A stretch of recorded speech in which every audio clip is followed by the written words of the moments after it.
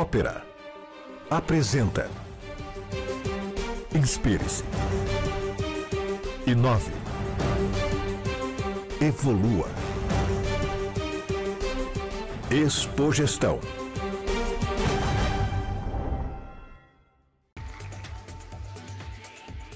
Boa tarde, pessoal.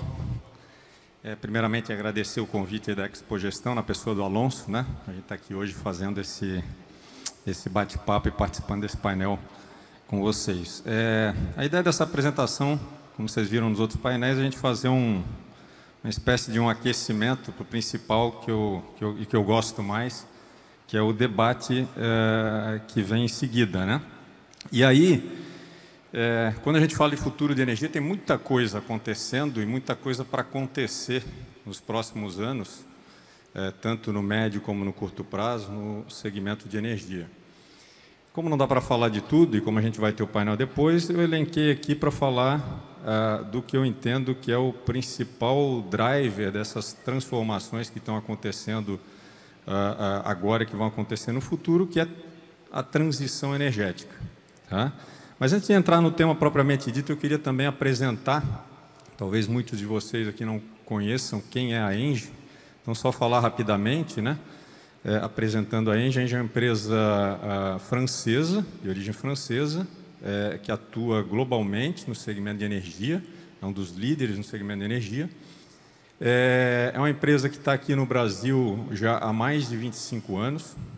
A gente, o Brasil representa hoje a segunda maior operação do grupo e a segunda que mais gera resultado para o grupo também. A gente só perde para a operação na própria França, né?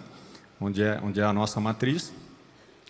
E no Brasil a gente tem uma atuação em 5 grandes segmentos do setor de energia: a geração ou a produção de energia, né? As usinas; transmissão, as linhas que transportam energia; a parte de transporte de gás, que são os pipelines, né? Que transportam gás natural; a parte de serviços, que a gente chama serviços de energia, então toda a parte de eficiência energética, iluminação pública, né? A gente tem atuação aqui no Brasil; e a parte de comercialização de energia, que é a que eu hoje estou responsável na ENGIE. E aí, entrando um pouquinho na questão da transição energética, um outro grande motivo que eu escolhi falar dessa transformação, desse futuro usando a transição energética, porque ele está no nosso propósito, né, no propósito da ENGIE, que é justamente a gente acelerar a transição energética e acelerar a transformação da sociedade, dos mundos, para uma economia mais neutra em carbono.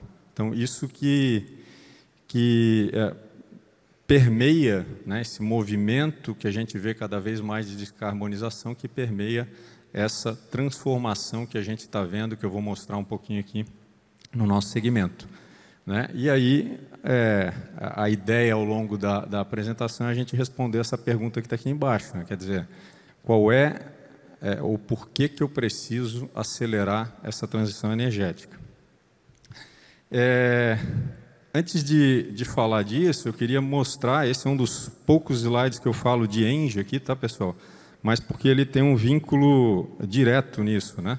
E ele mostra, ele dá um bom exemplo do que está acontecendo no nosso setor. E aí eu estou mostrando aqui justamente como é que está a nossa jornada, né, a jornada da ENGIE, nessa transição energética. Se nós pensarmos, eu estou trazendo aqui um extrato, né, uma fotografia de como é que está essa jornada desde 2015 até 2025. 2025 porque a gente já tem até lá investimentos comprometidos, então vou falar um pouquinho disso. Mas, na verdade, essa nossa jornada, ela começou até bem antes do que isso. Né? Desde que o grupo entrou no Brasil, na época, em 98, lá com as primeiras privatizações do setor elétrico, a gente tem investido recorrentemente em aumentar a nossa capacidade de produção e, na sua grande maioria, em energia renovável. Né? Só para dar uma ideia de números, a gente tinha 3.700 mega, mais ou menos, quando a gente entrou no Brasil comprando a empresa que foi privatizada. Hoje a gente vai ter aí mais do que triplicado, quase triplicado essa capacidade lá em 2025 com mais de 10 mil megawatts, né? E essa linha de corte em 2015, ela é proposital, porque foi em 2015 que o grupo globalmente reviu a sua estratégia e definiu a transição energética como o seu propósito, como o seu foco. E isso desencadeou uma série de ações, né, o rollout dessa estratégia para todas as unidades de negócio no grupo globalmente. Aqui no Brasil, o que eu posso destacar? Bom, primeiro, a gente teve nessa nossa trajetória, né, a gente continua investindo no que sempre foi o nosso core, em termos de geração de energia, que são as hidrelétricas, a hidroeletricidade. Então, a gente, por exemplo, comprou uma concessão que venceu da CEMIG, a gente foi relicitada e a gente ganhou a licitação, compramos. A gente vai ter um desafio na questão da eletricidade, um desafio aí no médio prazo, porque parte das nossas concessões, as hidrelétricas são concessões, elas vencem ou começam a vencer a partir de 2031, 2032. A gente vai ter que buscar renovar essas concessões para que a gente possa manter a nossa capacidade de produção de energia renovável. A gente teve em 2015, com essa redefinição da estratégia, uma diretriz muito firme do grupo de sair do negócio de produção de energia com carvão no mundo inteiro. E aí essa diretriz, ela estabeleceu uma data de até sair desse negócio até 2027. A gente conseguiu, que é a linha amarela aqui do nosso gráfico, atingir esse objetivo aqui no Brasil 4 anos antes, agora em 2023, com a venda e o fechamento, né, dos nossos ativos.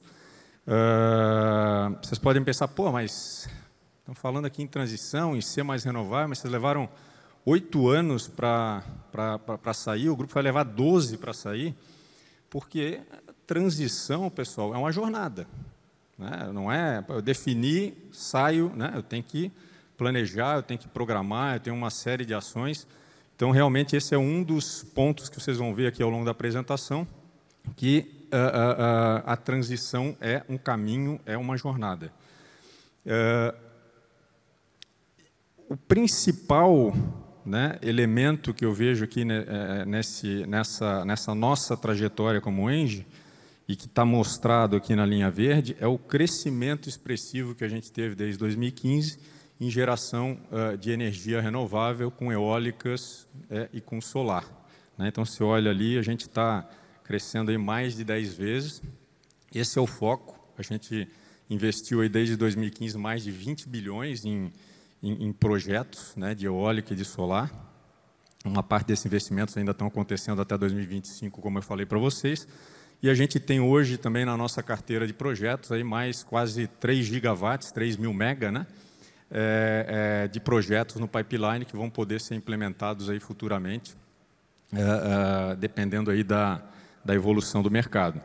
Então, esse é o foco. E, adicionalmente, a questão da geração, da geração se tornar mais renovável dentro da nossa trajetória, a gente também teve aí um importante elemento que foi diversificar o nosso negócio, indo também para o que a gente chama do negócio de infraestrutura de transporte e de transmissão, que é um elemento fundamental para a gente fazer a transição energética, porque eu preciso levar essa energia, né, produzida muitas vezes distante dos centros de consumo, do local de produção até o consumo. Né? A nossa energia, grande região em termos de energia renovável no Brasil é o Nordeste, só que o centro de consumo não está lá, está no Sudeste. Então, eu preciso ter cada vez mais investimento em capacidade de transmissão para poder usufruir dos benefícios dessa geração renovável onde ela está sendo consumida.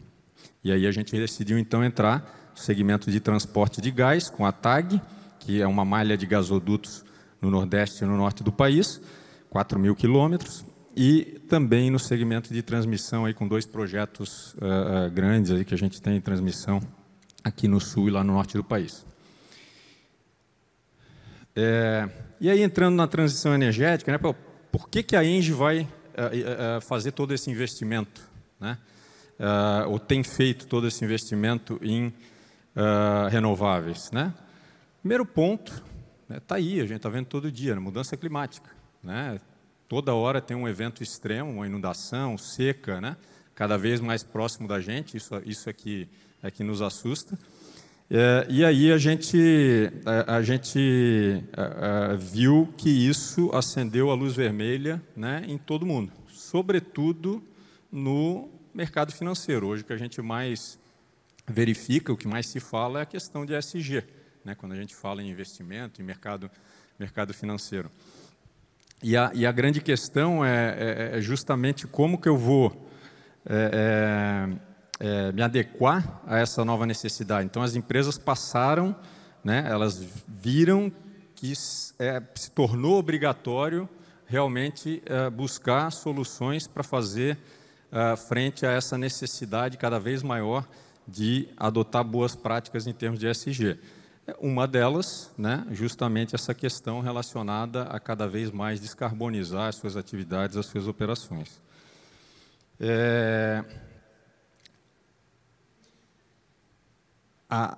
O ESG ele passou a fazer parte da agenda, né, de todos os negócios, como eu falei.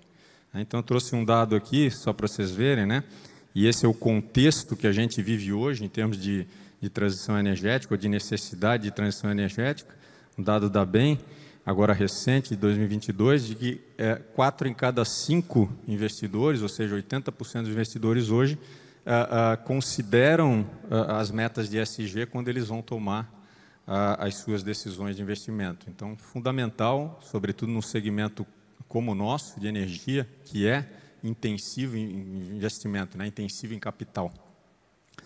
E isso tem gerado, então, uma demanda das empresas ou dos nossos clientes, e dos nossos clientes por justamente buscar soluções que atendam essas suas prioridades, né, na questão do ESG.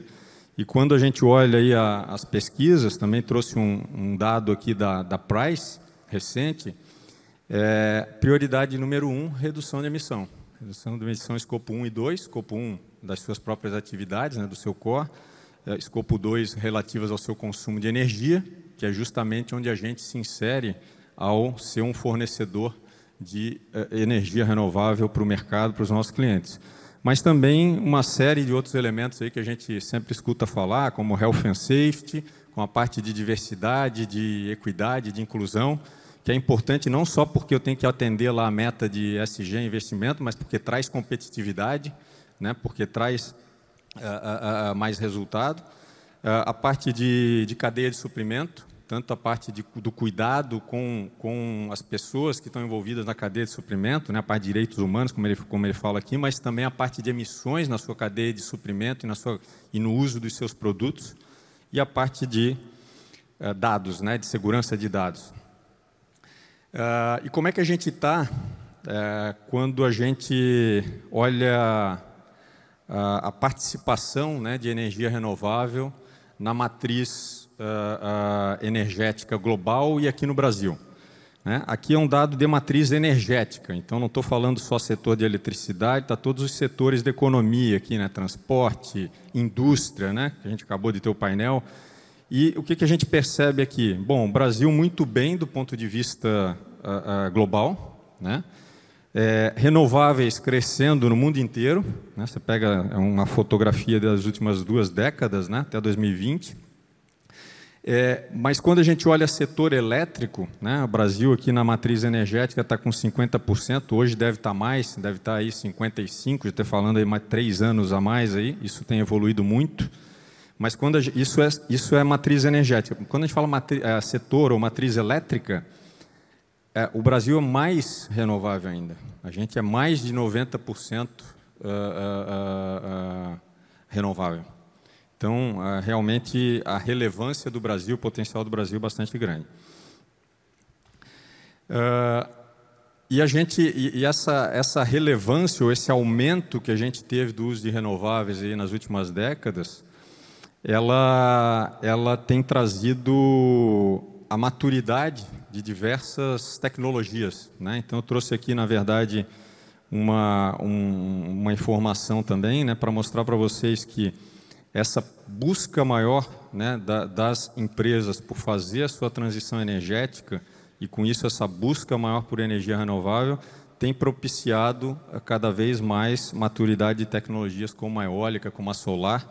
Só para dar o exemplo aqui, a solar na última década teve uma redução em termos de custo, né, porque essa maturidade traz redução de custo, traz mais competitividade para a fonte, de algo como 85%. Né? A mesma coisa na eólica também.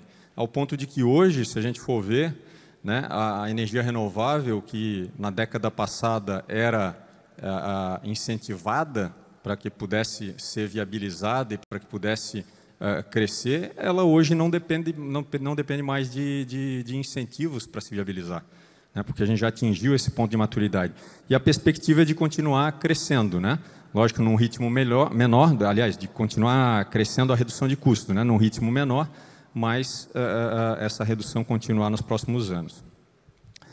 E aí eu queria aqui fazer uma primeira rápida parada para a gente fazer um checklist, digamos, né? Porque o que a gente viu até agora? Poxa, transição energética, contexto, mudança climática, cada vez mais risco, cada vez mais eventos extremos, externalidades, uma demanda cada vez maior do ponto de vista de ESG, vinda do mercado, dos clientes, da sociedade, né, e eles demandando cada vez mais soluções para atender os seus desafios na questão do ESG, na questão da descarbonização. E isso resulta no quê? Resulta justamente num reposicionamento, né, dos nossos negócios como um todo, no setor de energia, do negócio de vocês, né, nos seus setores, né, justamente buscando cada vez mais descarbonizar a sua cadeia de valor, revendo a sua estratégia, se reposicionando com base nisso. E aí, eu fiz esse check aqui para justamente a gente ver, poxa, a gente está no caminho certo, então a gente está no caminho da transição energética, né? E a conclusão é que sim, a gente está no caminho, não só está no caminho, como ele é um caminho sem volta. Essa é a nossa visão e isso é no que a gente acredita. Agora, isso quer dizer que está tudo tranquilo? Não, a gente tem uma série de desafios, eu vou falar de alguns deles aqui, mas o bom e a boa notícia é que a gente tem também muita oportunidade pela frente para esse futuro. Tá? Vamos falar dos desafios. Tá? Vou tentar acelerar um pouquinho, que o tempo está curto, mas na parte operacional, né, cada vez mais renovável, eólica, solar, são fontes intermitentes, dependem da natureza para a gente produzir. Isso traz uma complexidade para o sistema. Se eu tenho mais intermitência, eu preciso ter segurança energética também. Não adianta eu ter lá a energia renovável, mas não ter energia a hora que eu preciso. Então, eu preciso ter outras fontes de energia também. Você pega a Europa, vai mais para a linha do gás, que agora até complicou um pouco a questão da guerra, mas você tem a questão de bateria, a questão de nuclear, para garantir essa segurança energética com as renováveis. Você vem para o Brasil, até nisso a gente é abençoado. Por quê? Porque quem garante hoje a nossa segurança energética, na sua grande maioria, são as hidrelétricas. Né? Renovável também, diferente dos outros países. Agora, faz sentido depender só dela? Não, vou precisar de outras fontes também, talvez gás. A gente viveu uma crise hidrelétrica, né, hidrológica há 2 anos, né? Precisamos de outras fontes. Então, o que a gente precisa trabalhar? Precisa trabalhar a questão de ter sempre um planejamento que busque sempre uma matriz de atendimento, né, da nossa demanda, do ponto de vista elétrico, o mais renovável possível, mas também segura, que traga essa segurança energética. E também que garanta a capacidade de eu transmitir energia, como eu falei. Né? Então, investimento em linhas, preciso planejar isso.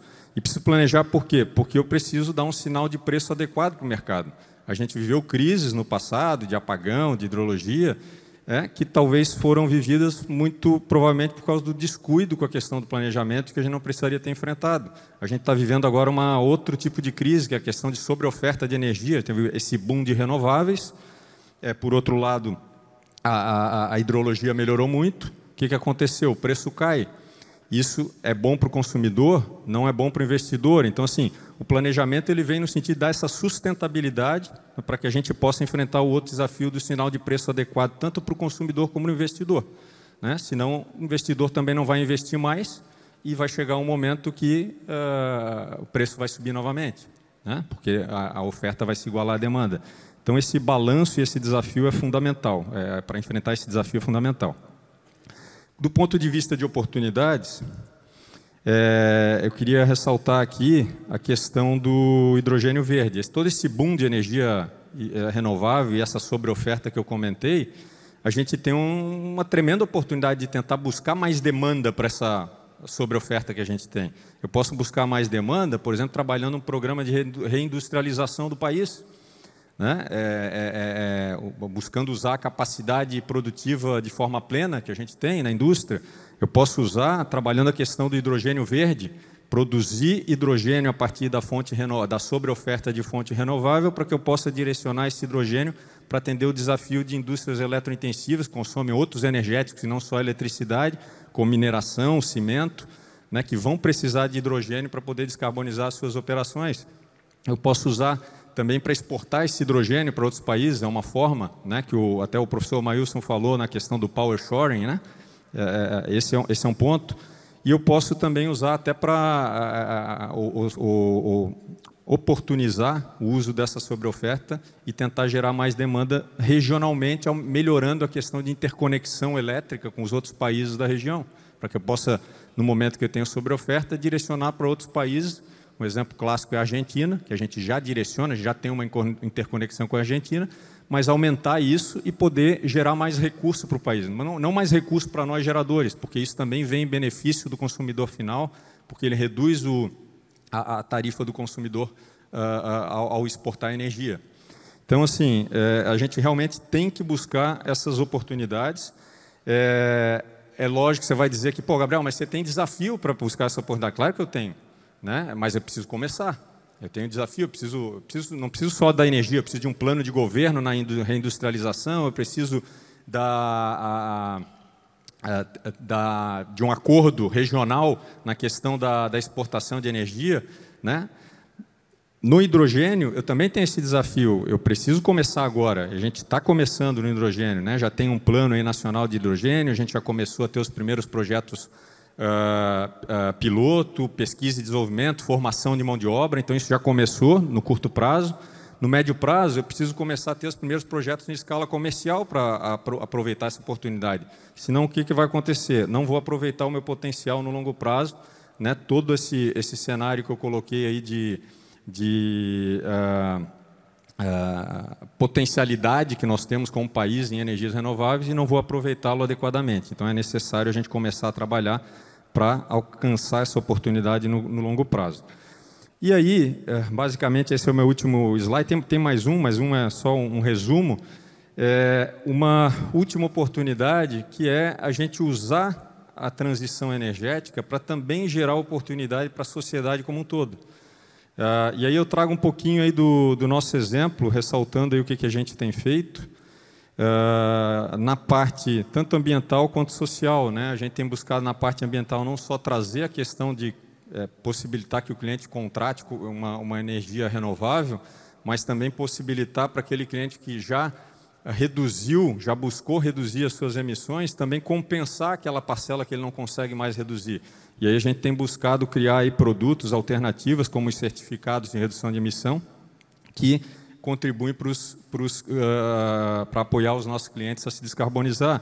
A gente tem buscado investir em pesquisa e desenvolvimento na área ambiental, né? Tem hoje um projeto em andamento de estudar os efeitos da mudança climática na questão do setor energético, né? Olhar como é que essa mudança climática vai impactar a hidrologia, vai impactar vento, vai impactar sol, né? Então, a gente tem buscado muito isso. E no social, né? Fundamental também, tem uma série de projetos lá, um projeto que a gente gosta bastante, eu sou particularmente, não é a minha responsabilidade direta, mas eu sou um defensor e um propagador, que é o Parcerias do Bem, que é uma maneira de a gente fomentar o bem, né, estender isso, né, fazer mais, fazendo parcerias através e chamando para o projeto os nossos parceiros, nossos clientes e até nossos competidores. A gente tem competidor participando do projeto, só para vocês terem ideia. Por quê? Porque a gente junto consegue fazer mais, né? Então, basicamente é isso, tá, pessoal? Eu queria só deixar esse último slide, né, esse resumo, né, e encerrar com essa frase, tá? A transição energética não acontece dia para noite, ela é uma jornada e ela precisa ser sustentável. Tá? Desculpa, eu me estendi um pouco, mas acho que o recado foi importante. Obrigado.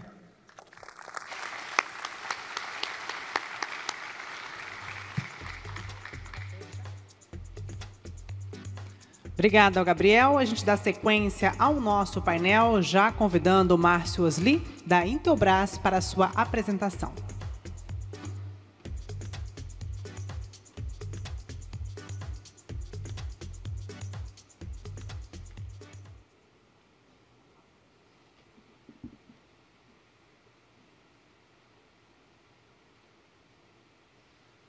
Alô, boa tarde. Bom, vamos falar um pouquinho desse futuro da energia, né? Já complementando aí a fala do próprio Gabriel, da Engie. O que é esse futuro? O que ele nos promete? O que ele traz a todos nós? Dá para ganhar dinheiro com isso? Dá para unir as coisas que a gente quer? Que é um planeta melhor, o futuro para os nossos filhos e também uma redução econômica a todos nós, a todas as empresas e residências, enfim, a população. Bom, falando um pouquinho aqui da Intelbras, né, uma empresa catarinense, né, a matriz fica em São José, ali próximo de Florianópolis, 47 anos aí de vida tem a Intelbras. Estou lá há 26, né, uma longa jornada e aprendi muito com a companhia nesse sentido.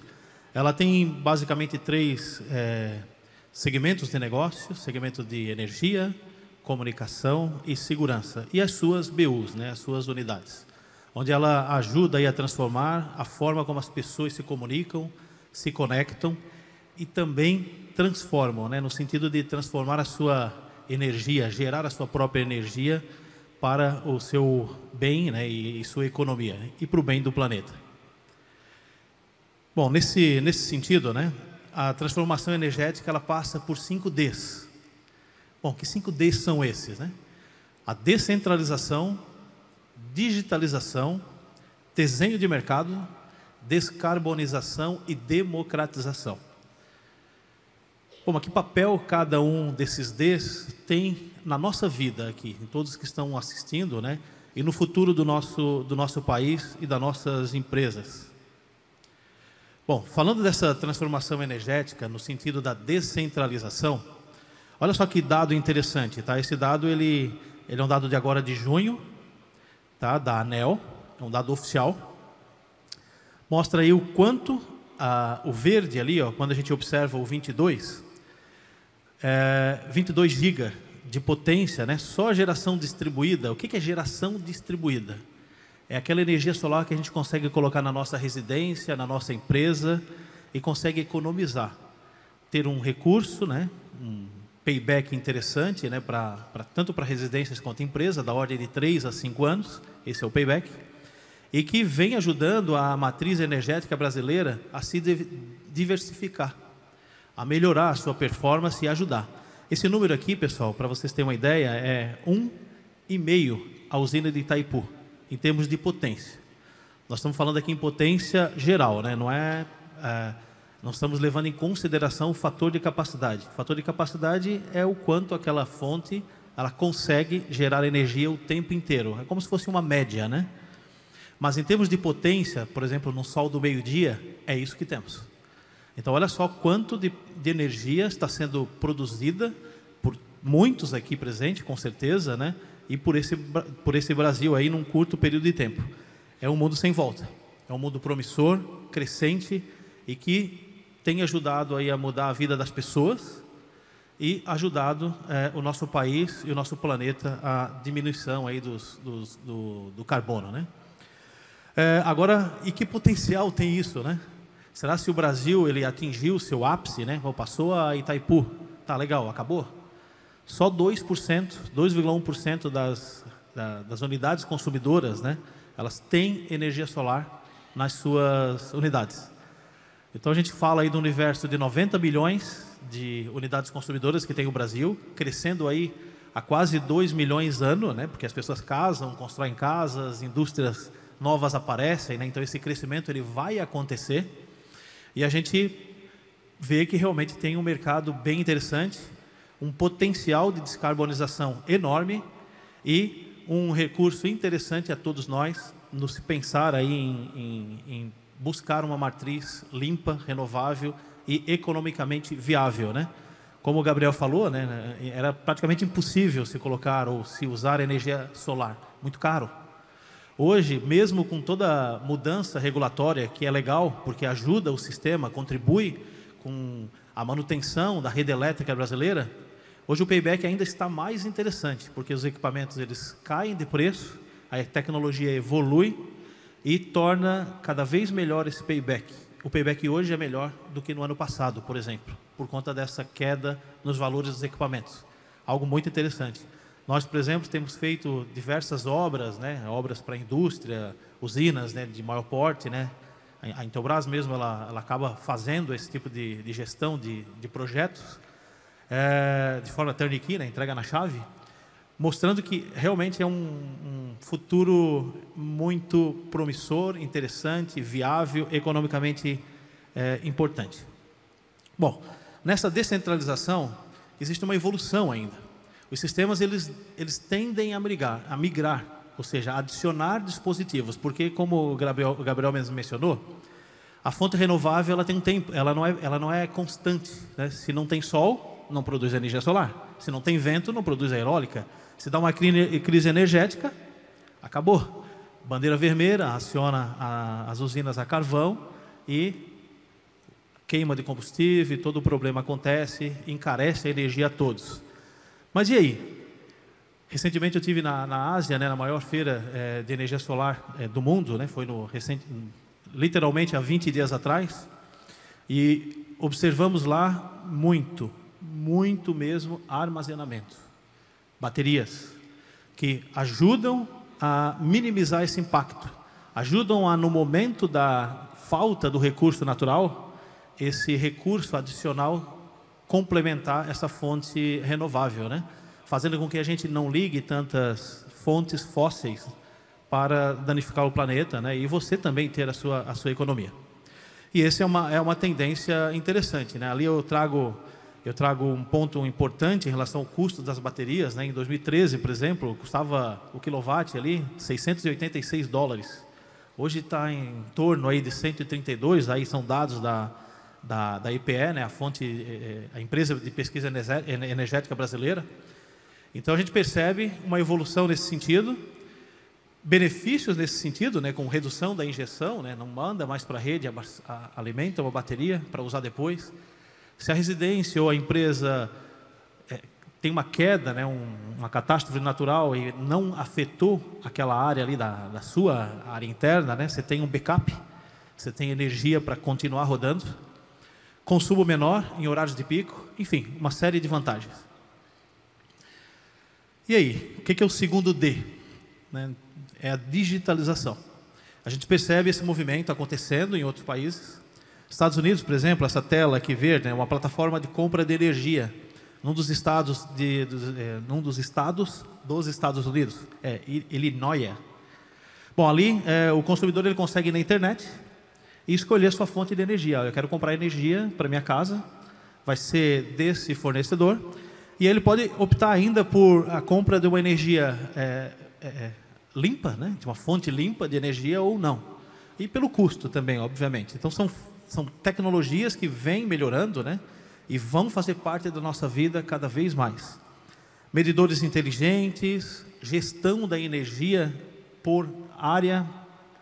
Então, você coloca os sistemas na sua residência, na sua empresa, tal, e é possível fazer a gestão de um bairro, por exemplo. Isso será possível. Você pode ter um armazenamento e descarregar a energia naquele momento, né, de uma bateria alternativa e assim por diante. Isso tudo vai acontecer.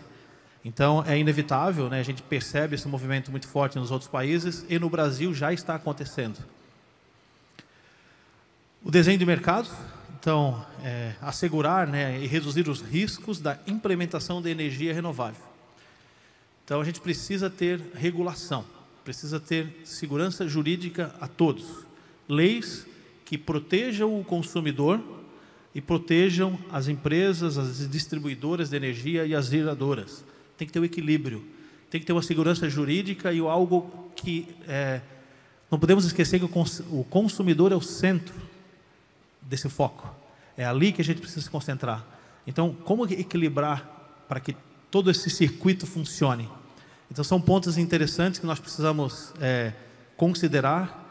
O governo ele precisa agir muito bem aqui para equilibrar os interesses, né, tanto de um lado quanto de outro, para a sobrevivência e que os consumidores, né, nós, possamos aí ter muito benefício e uma segurança de uma transição energética saudável. Bom, ali também menciona, né, sobre o hidrogênio verde, né, o Gabriel já tinha mencionado um pouco. É uma fonte importante, né, que vai pegar. A gente sabe que é uma fonte limpa, renovável, que vai ajudar a indústria, enfim, todos os seus setores a ter uma economia, uma geração, né, um consumo de energia de uma forma sustentável. A descarbonização, né? O planeta precisa alcançar as neutralidades de emissões até 2050. O Brasil assinou o acordo lá em 2015, que com base em 2005 precisa reduzir, né, as emissões dele para o planeta até 2030 em 50%. Esse é o compromisso do Brasil. Os outros países têm os seus compromissos ali. E para 2050 tem que estar zero, não pode ter. Então o Brasil ele está num cenário um pouco melhor do que os outros países, né? Por quê? Porque a nossa fonte, né, energética, estou falando aí de energia elétrica, né, não de outros setores. Dados aqui também, né, da EPE, agora de os dados são referentes a 2022, publicados em 2023 aqui pela fonte, que 87% da energia elétrica do Brasil já é renovável. Obviamente, né? Hidrelétrica, eólica, solar, e, sim, biomassa e assim por diante. E o mundo está numa situação diferente, 28%, então está muito mais complicado.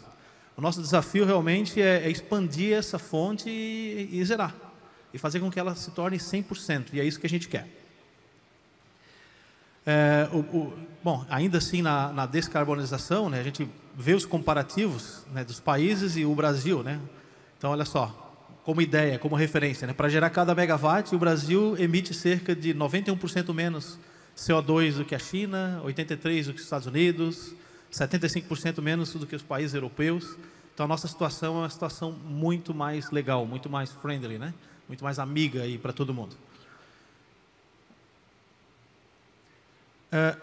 Ainda falando da descarbonização, o hidrogênio verde, né, ele é uma fonte muito interessante. Muito interessante por quê? Porque é altamente potente, extremamente abundante na natureza e pode ser utilizável. Requer muita energia para tirar ele, para extrair ele, requer. E aí por isso que a gente fala do hidrogênio verde, né? Uma fonte de energia renovável criando uma outra energia renovável, que vai aí a contribuir com o nosso planeta, contribuir com toda a economia que nós precisamos, e aí combina, né? E combina muito bem.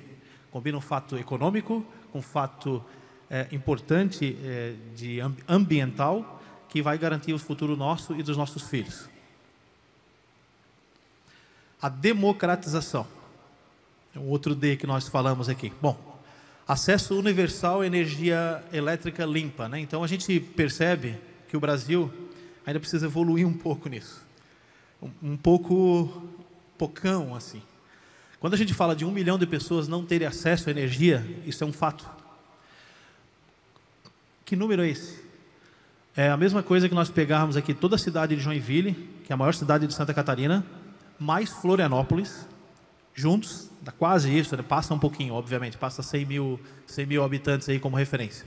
Mas é quase isso, sem acesso à energia elétrica, sem poder tomar um copo d'água gelado, ou congelar sua carne, ou seu alimento e assim por diante. Isso é real, isso é mundo real, isso acontece.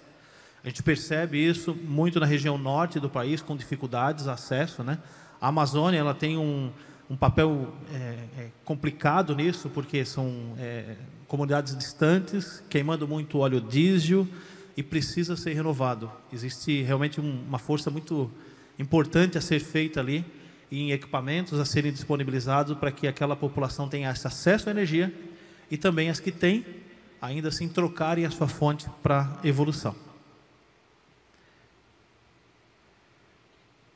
Esses números aqui são os números que nós observamos aí no país, nessa democratização que precisa ser feita, né? Então, hoje a gente vê o mercado livre de energia, né, sendo disponibilizado aí a 33 mil, né, consumidores, ao passo que o Brasil ele tem 90 milhões de consumidores, e eles terão acesso.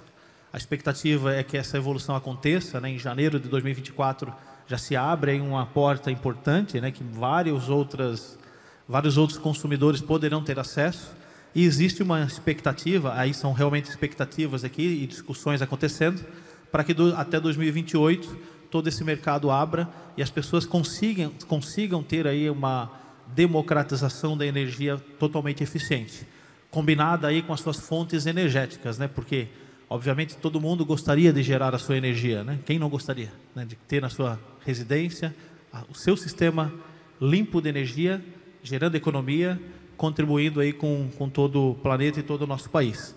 E o mais legal, né?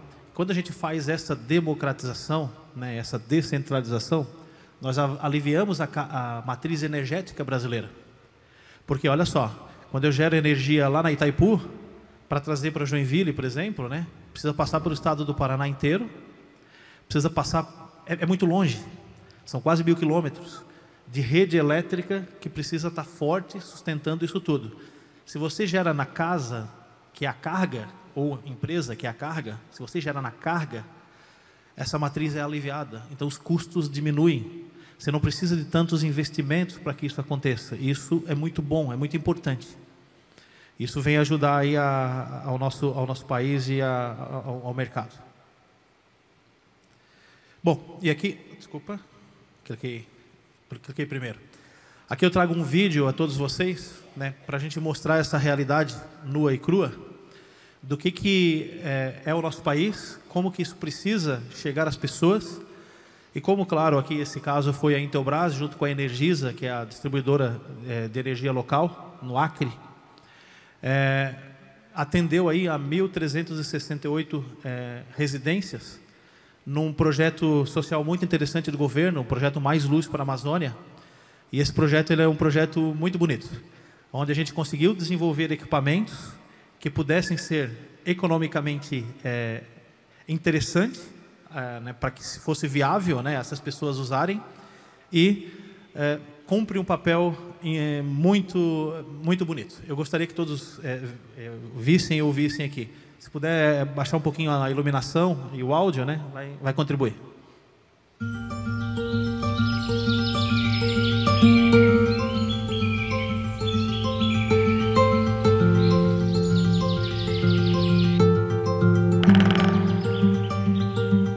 Eu sou o Jair Silva Pinheiro, né, o Zacarias.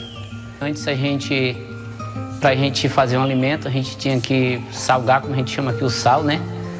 E hoje, até na minha casa hoje, a gente está com a geladeira lotada, que nós estamos na época do peixe. E estamos com bastante peixe fresco aí, todo mundo feliz, né? Usando suas televisões, usando seus alimentos dentro da geladeira. E a gente está feliz porque melhorou até para o nosso bolso em algumas partes, né? De óleo, eu comprava R$100 de óleo diesel e quase não tinha luz, porque 28 famílias, a gente, para manter um gerador, a gente tinha que ligar ele 6 horas e algumas noites, às vezes ele desligava 8h30, 9h. Meu nome é Maria Jardim Xavier, eu moro no assentamento São Salvador e a energia para mim melhorou, foi ótimo, porque assim, a gente comia comida salgada, né? Agora é fresco tomar água gelada, para mim foi ótimo. Mas agora, graças a Deus, deu tudo certo. Foi uma ajuda ótima para mim. A gente só comia comida pulva, né? Tanto faz o peixe nem a carne. Aí a gente colocava a gente salgar água, aí com 3 dias, 2 dias, aí tá tudo pulvo, né? Aí precisava de pescar e na mata de novo. E agora não precisa mais. E graças a Deus tem energia, né? Aí tá com mais de semana que tem um porco morto aí, né? Aí tá no congelador, tá frio, tá congelado. Sobre a água também, a gente era tudo morno. Aí agora não, né? E a água é gelada, ninguém bebe mais água quente. Tá tudo bom, graças a Deus, tem energia direto. Tanto faz ser dia que nem de noite, né? O projeto Mais Luz para a Amazônia, ele tem o objetivo de levar energia às pessoas que não têm acesso à energia em comunidades remotas da Amazônia Legal. Convidados aqui pela Intelbras, nós entramos numa parceria para fazer a instalação de 1.368 sistemas off-grid de placa solar nas comunidades ribeirinhas do pessoal mais carente do estado. Ao total, foram instalados no projeto mais de 3.800 módulos fotovoltaicos, mais de 2.600 baterias, 1.360 inversores e controladores de cargas. Aí você com a placa assim, uma energia dentro de casa, você está satisfeito, você chega do local, sai com uma águazinha fresquinha, né, gelada, né, uma comida saudável, né, porque se não tivesse energia, a gente ia ficar na mesma vida que estava, né, e hoje o cara pode assistir um jornal, né, em casa, deitado, né, tranquilo. Algumas partes da nossa vida é nós que temos que se organizar para quando acontecer esses milagres como aconteceu, a gente está padronizado, organizado para que nada dê errado. Mais Luz para a Amazônia, levando energia a lugares extremamente remotos, mudando a vida das pessoas, é a cara da Intelbras.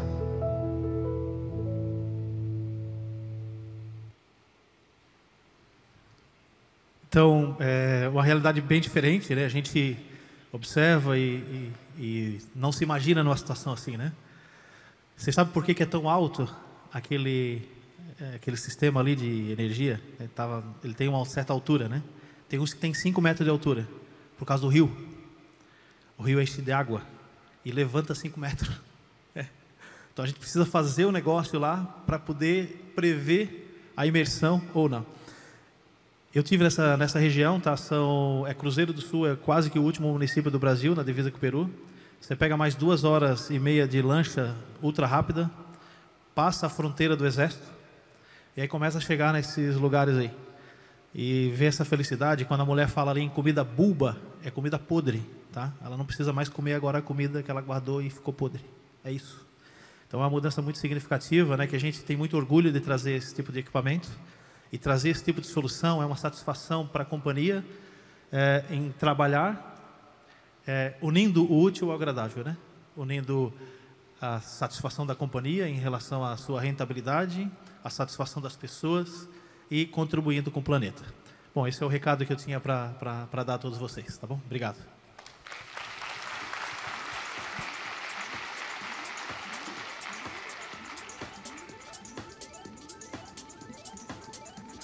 Muito obrigada ao Márcio. A gente vai ter o nosso momento agora de perguntas e respostas. Convidamos o Gabriel para que retorne ao palco e venha também o Domingos Aquino, que é assessor de imprensa da CIGE e editor de conteúdos da Expogestão, que fará a mediação das perguntas.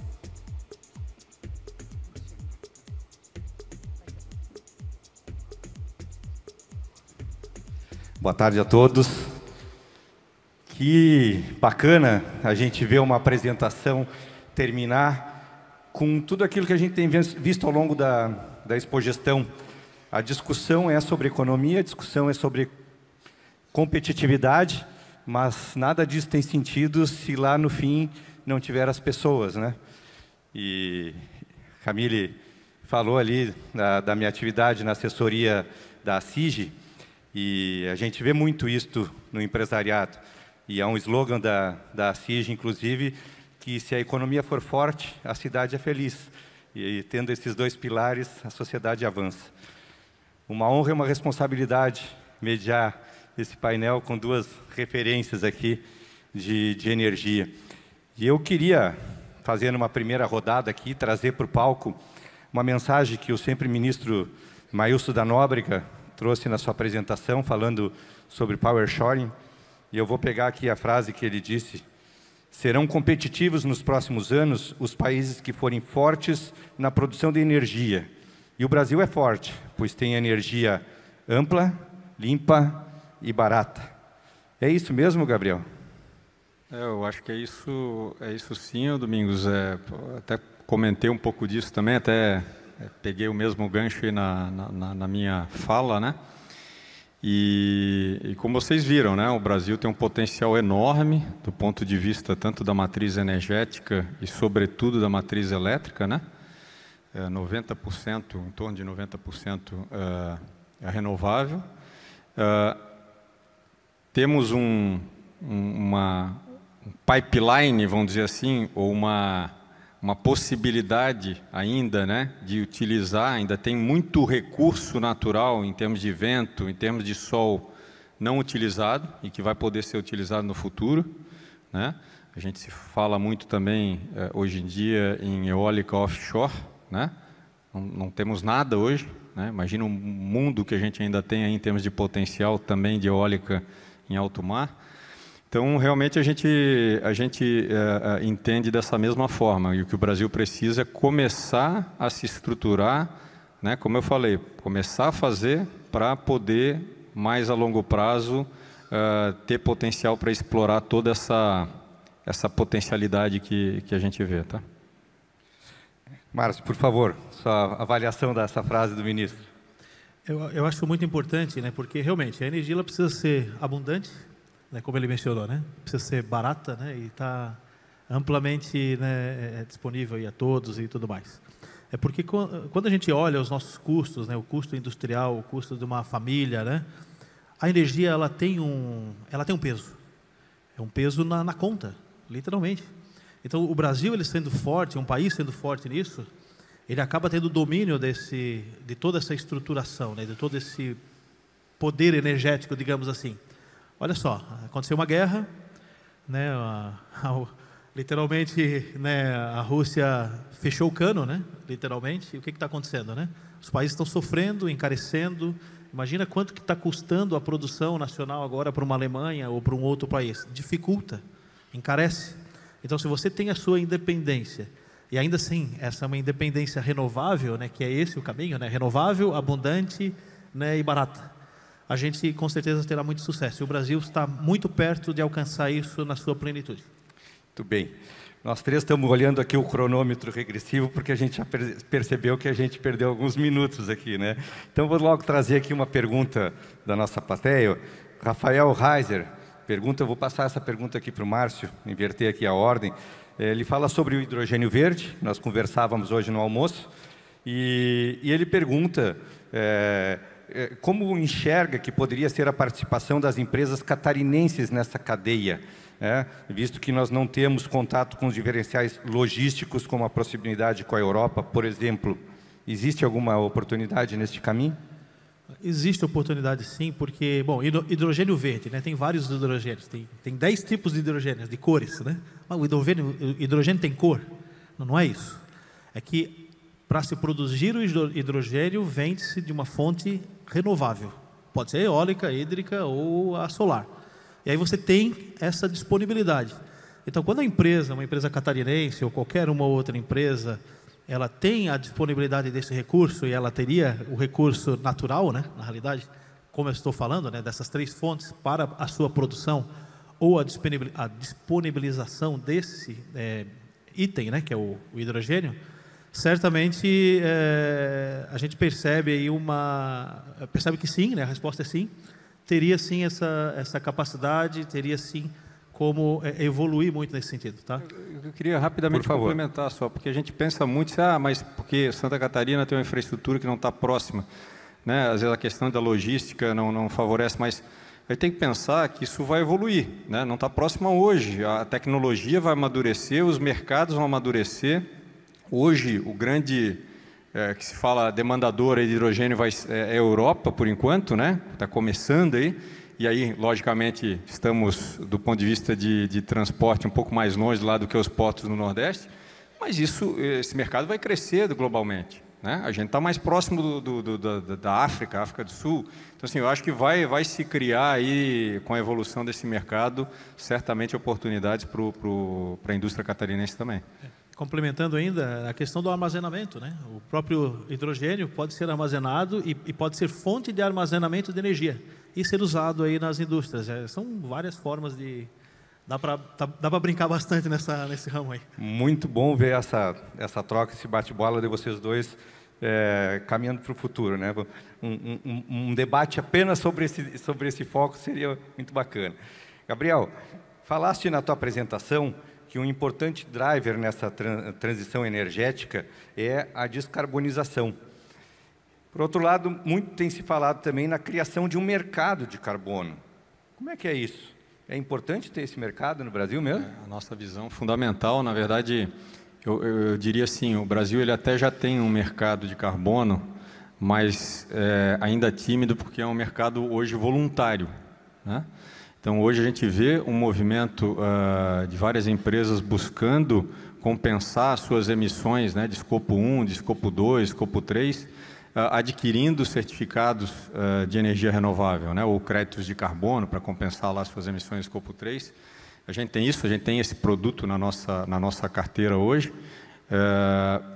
mas se a gente tiver um mercado regulado, né, que estabeleça objetivos alinhados com aqueles objetivos que o Márcio comentou do país, né, e isso espalhado para os diferentes setores, a gente vai fomentar esse mercado de carbono. A gente tem um exemplo de mercado regulado hoje aqui de carbono, mas que ele está num setor bem específico, que é a questão de distribuição de combustível. Distribuição de combustível hoje que tem que comprar os chamados CBIOS, tá? Um determinado volume anualmente, a partir dos créditos, dos certificados que são gerados pelos produtores de biodiesel, de açúcar, de álcool, desculpa. Né? Então, assim, e se nota isso, né? A partir do momento que você estabelece um mercado regulado, esse tipo de produto passa a ter um valor mais adequado, né? Show. Márcio, falaste em descentralização, né? Como é que tu enxergas o papel dos consumidores neste processo? Como é que funciona? Domingos, é muito importante isso, né? Os consumidores eles têm um papel fundamental. Basta nós perguntarmos aqui, né? Para quem não gostaria de gerar a sua própria energia, reduzir a sua conta, né? E fazer bem ao planeta, num custo interessante. Certamente todos levantariam a mão, porque é um desejo, né? A gente, em pesquisas recentes, a gente percebeu que 9 em cada 10 pessoas no país têm esse desejo de gerar a sua própria energia. Então, quando a gente faz o consumidor ele opta por essa escolha, é uma escolha de cunho ecológico, de cunho econômico. Por quê? Porque tem um payback, é interessante, vale muito a pena, é muito melhor investir nisso do que num investimento fora aí hoje. E a gente pensa na matriz energética brasileira, né? Na diminuição dos custos. Por quê? Porque você está gerando junto à carga. Você não precisa estar onerando tanto a linha de transmissão, onerando tanto todos os dispositivos que envolvem, né, a transmissão dessa energia, as perdas da energia, né, porque tem perda também. Então, isso vai ajudar muito. Isso, com certeza, tende a contribuir muito com a matriz energética brasileira. Obrigado, Gabriel. Uma pergunta complexa e um desafio para ela ser feita a resposta em 1 minuto e meio, para a gente ainda ter 1 minuto para uma consideração final, tá? Vamos combinar. Tem se falado muito na abertura do mercado de energia, e este é um elemento importante do futuro do segmento de energia do Brasil. Como é que o mercado, a ENGIE, está se preparando para isso? Tem se falado bastante. Esse é o meu dia a dia. Na verdade, a comercialização da nossa energia hoje, o grande foco é o Mercado Livre. E eu sou um defensor ferrenho dessa abertura aí, a empresa tem trabalhado muito nessa direção. Vai abrir já, está definido para quem está conectado em alta tensão a partir de janeiro de 24, são mais 100 mil consumidores, mas tem aqueles 86, 90 milhões que o Márcio comentou lá, que não tem acesso ainda e que está se discutindo ainda e pode, se for aprovado um projeto, talvez lá em 2028 abrir. Então, a gente tem que trabalhar efetivamente nessa direção, a gente tem se preparado muito na ENGIE desde 2018, porque a gente já começou a ter um volume normalmente as empresas que vão migrar são empresas menores, é diferente dos grandes consumidores que a gente sempre teve acostumado. A gente começou a se preparar muito em estrutura internamente, em novos produtos para atender esse mercado, que tem uma característica um pouquinho mais de varejo, tá? Então, acho que é o caminho, tá? Defensor ferrenho, como eu te falei. Desafio dado, missão cumprida, temos aí 1 minuto. Chegou uma última pergunta aqui que eu gostaria que vocês acrescentassem em 30 segundos para cada um. Uma pergunta, junto com as suas considerações finais, uma pergunta do Kevin Spezia, Ele pergunta se o setor de energia solar cresceu e se ele vai se estabilizar ou se vai ter uma oscilação. Então, se vocês puderem acrescentar esse comentário nas mensagens finais, por favor, começando aqui com o Márcio. Ele cresceu muito, né? Vem crescendo a quase 200% aí ao ano, né? Então, como a gente percebeu ali no gráfico, né? Chegou a passar 1,5 Itaipu. É um mercado que continua em franco crescimento, né? Ele é um mercado muito promissor. Quando a gente compara com os outros países, né, que passaram por regulações e adequações, é natural que a curva do crescimento ela diminua um pouquinho, mas ela é muito crescimento. A exemplo, a Alemanha, por exemplo, cresce 20% ao ano, com tudo que se tem. Estados Unidos, 43%. Índia, 78%. Então, quando a gente compara um monte de países que passaram por tudo que o Brasil passou, não tem jeito. Mesmo com tudo isso, ter um payback aí de 3 anos a 5 anos é muito interessante. Complementa, ajuda as indústrias, ajuda as residências a baixar todos os seus custos, né? E não tenha dúvida, né? 2% apenas de todas as unidades consumidoras do Brasil, nós temos 98% e mais o crescimento anual a ser explorado. Né, Márcio, eu também acho que vai crescer. Realmente você tem essa curva de maturidade, depois ela reduz um pouco, mas um outro movimento eu acho que também vai acontecer, não sei qual a tua opinião, é a consolidação, né? Você vai ver aí mais uma junção cada vez maior de players. Hoje é um mercado extremamente pulverizado na parte de geração distribuída, né, que é o segmento principal aí da Intelbras, mas acho que essa consolidação vai com certeza também ser outra tendência, né? E ainda nesse sentido da consolidação, sabe, Gabriel, é muito importante, né? Porque você está com a marca, você está com a segurança de quem você está comprando. Não comprando gato por lebre, né? Porque é isso que acontece muito nesse mercado, uma prostituição complicada, né? Tendo garantias aí de performance de 25 anos, você precisa ter certeza que a empresa que você está se amarrando vai estar aqui daqui a 25 anos. Para você ter a segurança da garantia, para você ter segurança do que você está investindo. Porque no final de contas, né, quando a gente trata de um preço, num payback, no frigir dos ovos a gente está tratando o seguinte: olha, vai demorar 2 a 3 meses a mais se eu optar pelo A ou pelo B em relação ao preço. É isso que na prática acontece, tá? Quando a gente observa. Muitíssimo obrigado, parabéns.